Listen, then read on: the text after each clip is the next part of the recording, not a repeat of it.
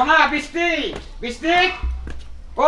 জানতে গেছো কি ব্যাপার কি হইছে তো চিল্লাচিল্লি করে কিসের জন্য তোমার লাগি একটু শান্তি মতো ঘুমাই বের পারবো না নাকি আচ্ছা তুমি যে এই সবসময় এত গরম হয়ে থাকো এই আমি না কইছি একদম আমার মুখে তর্ক করবে না দাওটাই দাও কি ব্যাপার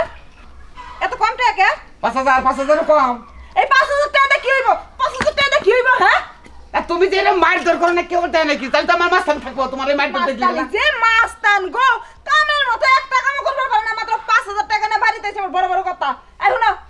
রাগ করবি না রাগ করবি আইসা